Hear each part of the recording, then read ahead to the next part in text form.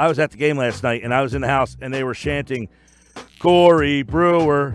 Would you ever have thought you would have heard that in Wells Fargo Center? That's what Philadelphia does. We love the hard workers, man. Love them. He looked like he was having a blast last night. I'll tell you what, it's fun to watch a guy have fun. And Corey Brewer, they were chanting your name last night. You've been on the team for like 4 days, and they're chanting your name. Corey Brewer, welcome to the show. I appreciate it. Yeah, I had a great time last night, especially by getting that win. You look like you were having a lot of fun. You were doing some, you and Harden were having some fun. You were like doing dance moves, it seemed like, and he was like pushing you, like, get out of my face. Yeah, I had to make it tough on him. You know, I played with him for a couple years, so I know his game pretty well. You know, what's it like, Coach? I was in the pregame presser, and he was like, you know, hey, Corey, welcome to the team. You're starting tonight. Oh, and by the way, you're guarding James Harden. Like, it's all kind of happened pretty fast, but, I mean, you go from 2 DNPs to guarding James Harden.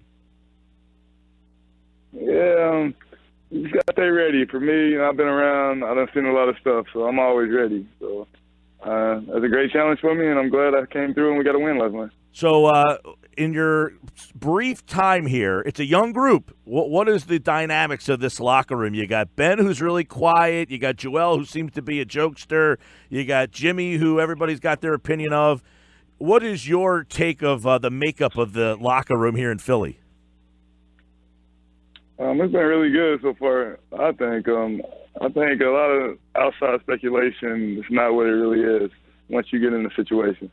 So for me, I just try to come in and, you know, be a voice and try to lead any way I can in the locker room. Clearly you love to have fun on the floor, as we saw last night going up against James Harden.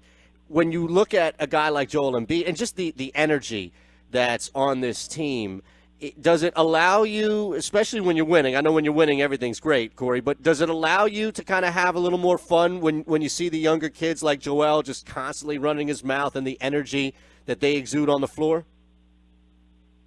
Oh, of course. I'm going to have fun no matter what. That's what I do. So, and then to be with these young guys, you know, I guess I'm feeling younger. So it's great to be out there with those guys and run up and down. That's what JJ said last year.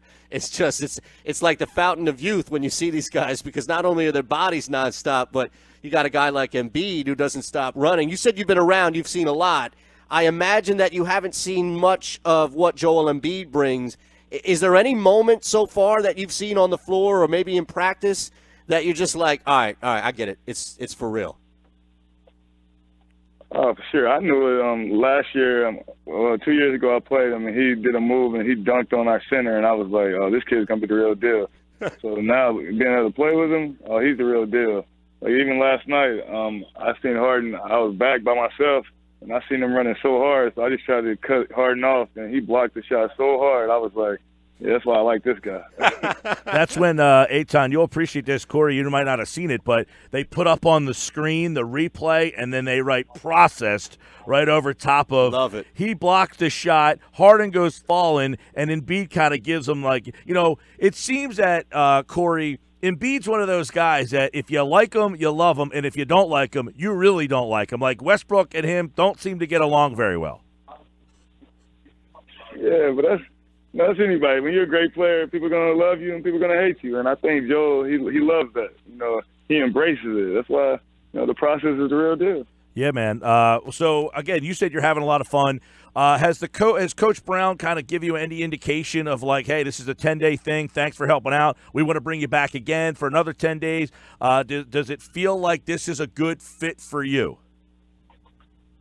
I don't have any indication of anything, but, you know, I take it day by day, and I'm going to do what I can while I'm here, and I'm enjoying myself. I'm having a blast. So whatever they need me to do, I'm going to do. You know, if I'm here for 10 days, I'm here for 20 days.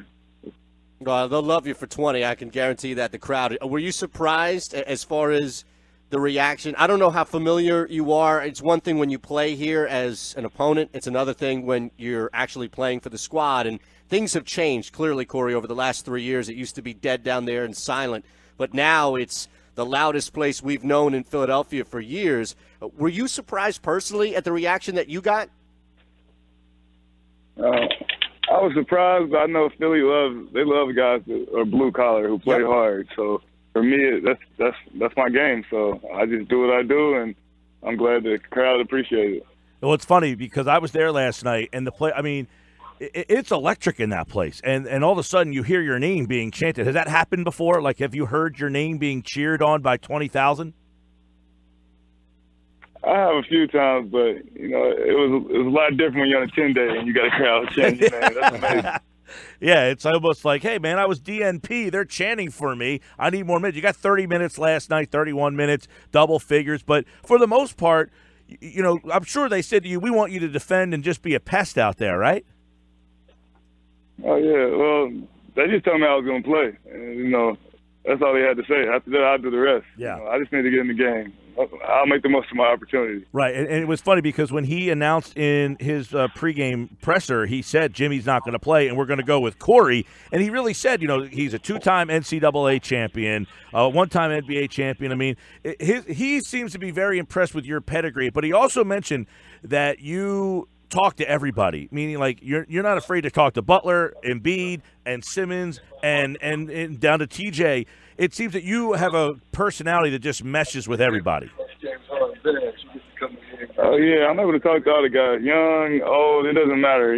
For me, I feel like I can give them a little bit of advice and I can help them become better because I've been around, I've played with great players, I've seen great players. Yeah, Corey Brewer last night, and by the way, he got to experience the tradition, signing the ball. He fired that thing up into like the second rafters. He was the player of the game last night. The fans were chanting his name, and we'll see. Spurs tomorrow, and then you'll be running out of days. We'll see if we get more than 10 days, but we were glad that we got a chance to catch up with you before that first 10-day contract runs out, Corey. So good luck with the rest of the season. All right, appreciate it, fellas. Thanks for having me.